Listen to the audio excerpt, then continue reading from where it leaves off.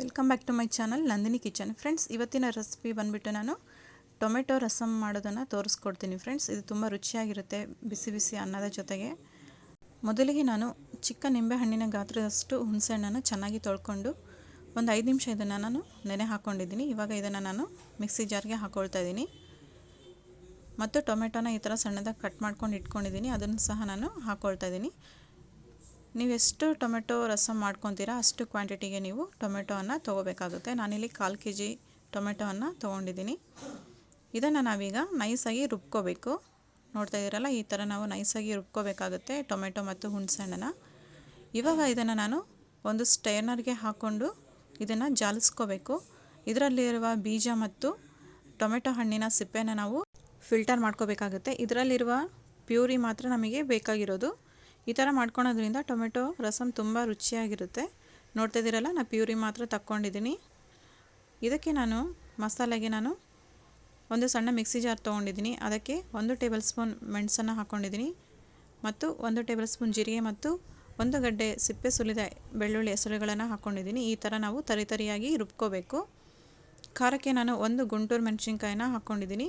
ನೀವು ಖಾರ ಎಷ್ಟು ನೀವು ತಿಂತೀರಾ ಅಷ್ಟು ನೋಡ್ಕೊಂಡು ನೀವು ಖಾರನ ಹೆಚ್ಚು ಕಡಿಮೆ ಮಾಡ್ಕೋಬಹುದು. ಇವಾಗ ನಾನು ಒಂದು ಒಲೆ ಮೇಲೆ ಬಾಣಲೆಯಲ್ಲಿ ಇಟ್ಕೊಂಡಿದ್ದೀನಿ. ಇದಕ್ಕೆ 2 ರಿಂದ 3 ಟೇಬಲ್ ಸ್ಪೂನ್ ಎಣ್ಣೆನ ಹಾಕ್ಕೊಂಡಿದ್ದೀನಿ. ಎಣ್ಣೆ ಕಾದ ನಂತರ ಸಾಸಿವೆ, ಜೀರಿಗೆ ಮತ್ತು ಬ್ಯಾಡಗಿ ಮೆಣಸಿನ್ಕಾಯಿನ ಹಾಕ್ಕೊಂಡಿದ್ದೀನಿ. ಇದನ್ನು ಸ್ವಲ್ಪ ಹೊತ್ತು ಫ್ರೈ ಮಾಡ್ಕೋಬೇಕು ಎಣ್ಣೆಯಲ್ಲಿ. ಫ್ರೆಂಡ್ಸ್, ಮನೇಲಿ ಏನು ಕಾಯಿಪಲ್ಯ ಇಲ್ಲದೆ ಇರುವಾಗ ಇನ್ಸ್ಟೆಂಟಾಗಿ ಇದನ್ನು ರಸಮ್ ಮಾಡ್ಕೊಳೋದ್ರಿಂದ ತುಂಬ ರುಚಿಯಾಗಿರುತ್ತೆ ಮಧ್ಯಾಹ್ನ ಟೈಮಲ್ಲಿ ಬಿಸಿ ಬಿಸಿ ಊಟದ ಜೊತೆ. ಇವಾಗ ನಾವು ರುಬ್ಬಿಟ್ಕೊಂಡಿದ್ದೀವಲ್ಲ, ಮೆಣಸು, ಜೀರಿಗೆ, ಬೆಳ್ಳುಳ್ಳಿ ಮತ್ತು ಒಣಮೆಣಸಿನ್ಕಾಯಿ, ಇದನ್ನೆಲ್ಲ ನಾವು ಎಣ್ಣೆಯಲ್ಲಿ ಫ್ರೈ ಮಾಡ್ಕೋಬೇಕು 1 ರಿಂದ 2 ನಿಮಿಷದವರೆಗೆ. ಈ ಥರ ನಾವು ಎಣ್ಣೆಯಲ್ಲಿ ಫ್ರೈ ಮಾಡ್ಕೊಳೋದ್ರಿಂದ ಅದರಲ್ಲಿರುವ ಫ್ಲೇವರ್ ಎಲ್ಲ ಚೆನ್ನಾಗಿ ಬಿಟ್ಕೊಳ್ಳುತ್ತೆ. ಆವಾಗ ತುಂಬ ರುಚಿಯಾಗಿರುತ್ತೆ ರಸಮ್. ಇದಕ್ಕೆ ನಾನು ಅರಿಶಿನ ಪುಡಿಯನ್ನು ಹಾಕ್ಕೊಂಡಿದ್ದೀನಿ 1 ಟೇಬಲ್ ಸ್ಪೂನ್. ಇದನ್ನು ನಾವು ಎಣ್ಣೆಯಲ್ಲಿ ಚೆನ್ನಾಗಿ ಫ್ರೈ ಮಾಡ್ಕೋಬೇಕು. ಅರಿಶಿನವನ್ನು ಎಣ್ಣೆಯಲ್ಲಿ ಹಾಕ್ಕೊಂಡು ಫ್ರೈ ಮಾಡ್ಕೊಳೋದ್ರಿಂದ ಕಲರ್ ತುಂಬ ಚೆನ್ನಾಗಿ ಬಿಟ್ಕೊಳ್ಳುತ್ತೆ.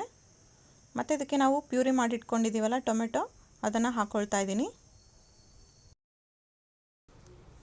ಇದನ್ನು ಹಾಕ್ಕೊಂಡು 1 ಸೆಕೆಂಡ್ ನಾವು ಇದನ್ನು ಚೆನ್ನಾಗಿ ಮಿಕ್ಸ್ ಮಾಡ್ಕೋಬೇಕು.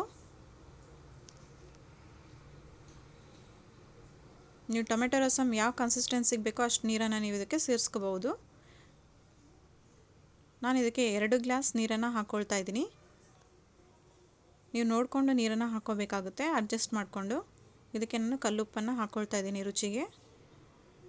ಈಗ ಇದನ್ನು ಒಂದು ಸಾರಿ ನಾವು ಮಿಕ್ಸ್ ಮಾಡ್ಕೋಬೇಕು ಚೆನ್ನಾಗಿ.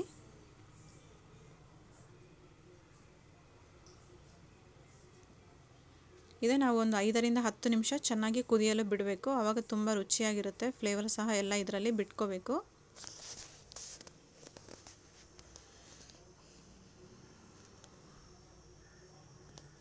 ಇದಕ್ಕೆ ಕಟ್ ಮಾಡಿಕೊಂಡಿರುವ ಕೊತ್ತಂಬರಿಯ ದಂಟನ್ನು ಹಾಕ್ಕೊಳ್ತಾ ಇದ್ದೀನಿ. ಈ ಥರ ಹಾಕ್ಕೊಳೋದ್ರಿಂದ ಫ್ಲೇವರ್ ತುಂಬ ಚೆನ್ನಾಗಿರುತ್ತೆ ರಸಮ್ಗೆ. ನೋಡಿ, ಈ ಥರ ಚೆನ್ನಾಗಿ ಕುದಿ ಬರಬೇಕು.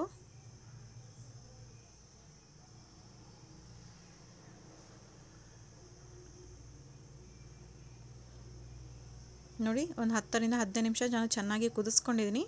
ಕಲರ್ ಸಹ ತುಂಬ ಚೆನ್ನಾಗಿ ಬಿಟ್ಕೊಂಡಿದೆ. ಈ ಹದದಲ್ಲಿ ನಾನು ನೀರನ್ನು ಹಾಕ್ಕೊಂಡಿದ್ದೀನಿ.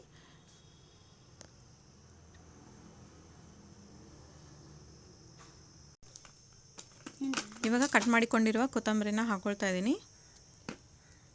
ಇದಕ್ಕೆ ನಾನು ಒಂದು ಸಣ್ಣ ತುಂಡು ಬೆಲ್ಲವನ್ನು ಹಾಕ್ಕೊಳ್ತಾ ಇದ್ದೀನಿ. ಈ ಬೆಲ್ಲ ಹಾಕ್ಕೊಳೋದ್ರಿಂದ ರಸಮ್ ತುಂಬ ರುಚಿಯಾಗಿರುತ್ತೆ.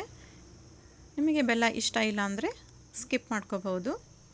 ಬೆಲ್ಲ ಹಾಕ್ಕೊಂಡಾದ್ಮೇಲೆ 1-2 ನಿಮಿಷ ಕುದಿಸ್ಕೊಂಡ್ರೆ ಸಾಕು.